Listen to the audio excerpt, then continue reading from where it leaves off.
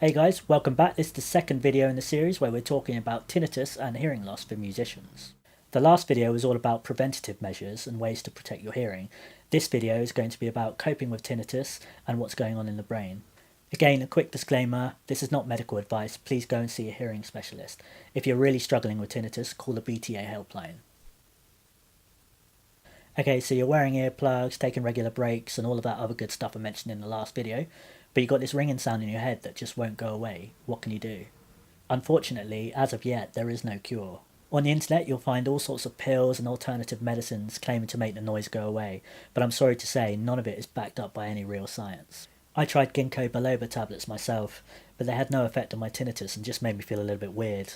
For me, what made a real difference was tinnitus retraining therapy, cognitive behavioural therapy, and wearing hearing aids. Tinnitus Retraining Therapy, or TRT, is a process where one can learn to habituate their tinnitus.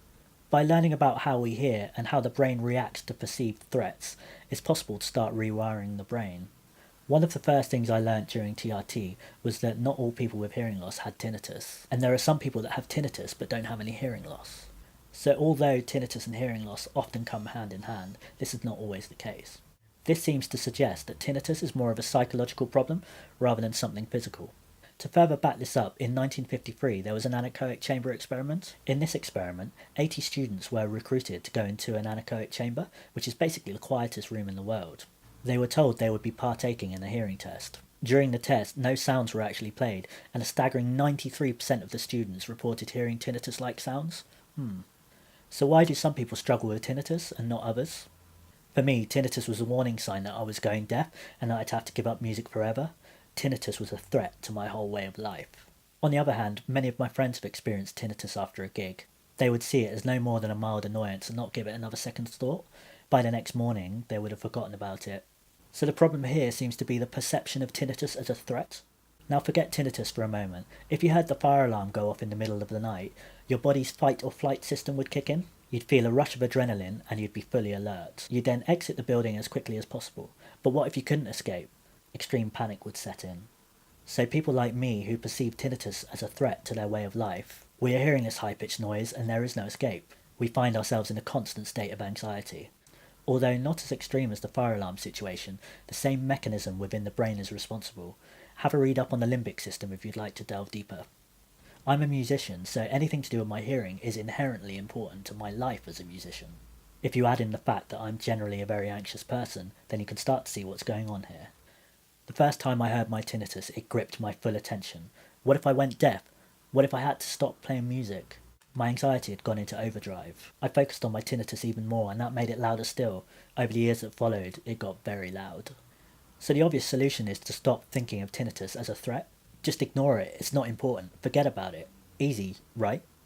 This is where cognitive behavioural therapy, or CBT, comes into play. CBT is a type of talking therapy that helps you to recognise and change habitual negative thought patterns. I was stuck in a loop of negative thought. Every time I did a gig, I would be checking in on my tinnitus to see how it was getting on. Was it still there? Had it got any louder? I'd be thinking, I'm going to lose my hearing, I'm going to have to stop playing music. Needless to say, this made me feel very anxious and depressed. Something had to change.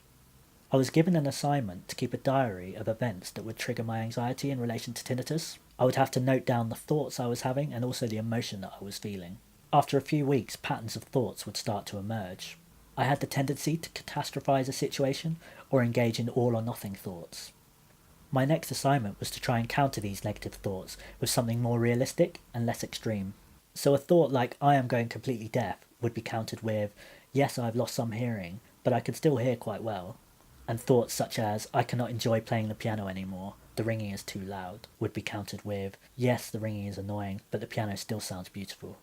Eventually, the more realistic thoughts I was using to counter just became my thoughts. This might seem a little bit contrived, but this is how we learn. The brain has a plasticity. The more you do something, the better it gets at doing it. Thought patterns are no different. You can train your brain to think differently about stuff. Over several months, or maybe even a year, I started to notice my tinnitus less and less. I was beginning to habituate. I could still hear it, it was still annoying, but I found myself completely forgetting about it for much of the day. It wasn't as important to me anymore, and it was no longer the harbinger of doom it once was. I think one of the reasons I got so much out of CBT was that I'd been practicing mindfulness meditation for many years. I was already pretty good at observing what was going on in my mind, so I think mindfulness can be a great companion to CBT. There are a bunch of online resources about CBT and even some apps too, although nothing can replace a qualified therapist. Be warned, things can get quite heavy. In the process, I discovered a lot more about myself than I was expecting, stuff that didn't seem related to tinnitus at all. One more thing that really helped me was the use of hearing aids. Cast your mind back to the anechoic chamber experiment I mentioned earlier. The absence of outside audio information causes the brain to overcompensate and crank up the internal noise. That's why people find tinnitus the most annoying when it's quiet at night. Wearing hearing aids boosts the noises around you and places the tinnitus more in the background where it belongs. This is why I sometimes get frustrated when tinnitus advice only seems to revolve around wearing earplugs. Yes, you should wear earplugs if you're at a gig or in a noisy environment, but if you're anything like me and anxiety is a daily struggle, then it's easy to become an obsessive earplug wearer.